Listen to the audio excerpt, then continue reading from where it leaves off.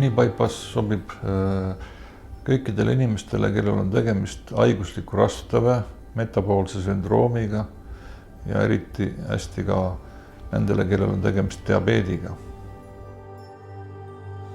Kui võrrelda nüüd tavalist klassikalist bypassi ja minibypassi, siis kõige suuremaks erinevuseks nende operatsioonide puhul see, et minibypassi puhul on tegemist ühe ühendusega uue väikese mao ja peensoole vahel ning tavalise bypassi puhul on tegemist kahe ühendusega peensoole ja mao ning peensoole ja peensoole vahel.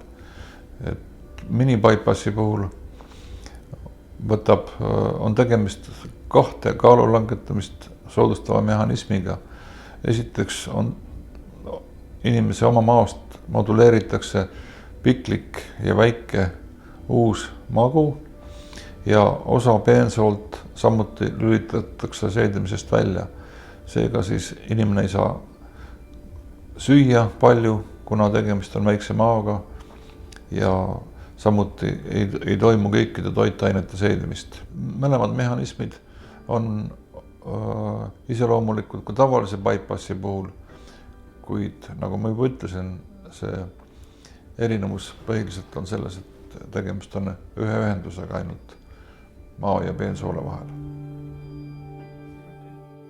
Minibypassi puhul on tegemist suhteliselt uue operatsioonimeetodiga, mis on küll kasutusel aastast 1997, kuid laiemalt kasutusele võetud alles mõned aastad tagasi. Minibypass on selle operatsiooni nimi sellepärast, et tegemist on minimaalse traumaga tehtava bariaatrilise operatsiooniga, mis tagab ka selle, et on operatsiooni järgselt suhteliselt vähe komplikatsioone, operatsioon on turvaline ja lihtsamini teostatav. Oodatav kaalulangus minibypass operatsiooni järgselt on 70–80% ülekaalust, kuid üksikutel juhtudel ka kuni 90%. See saavutatakse kuskil aasta-poolteist jooksul. Üksikutel juhtudel võtab aega kuni 2 aastat. Minibypass operatsiooni järgselt tuleb samamoodi tarvitada mineraalaineid ja vitamiine nagu tavalise bypassi operatsiooni järgselt.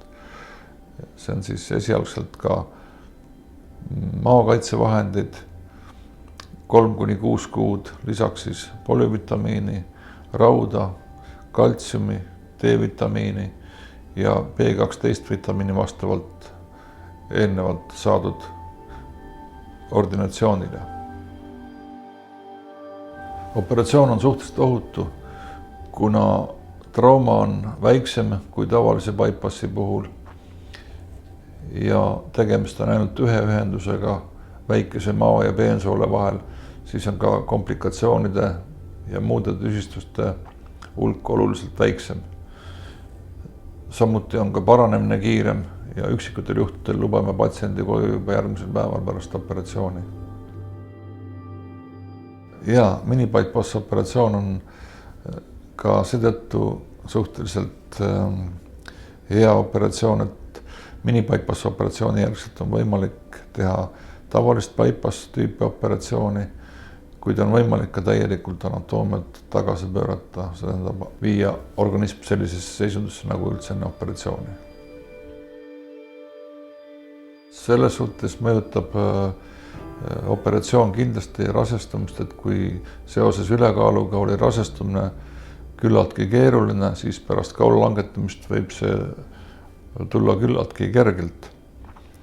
Kuid rasestuda ei soovitata enne aastat-poolteist pärast operatsiooni, kuna sel ajal toimub kõige suurem kaalu langetamine. Minibypassi operatsiooni taastumise aeg on küllaltki kiire, kuna tegemist on turvalise operatsiooniga.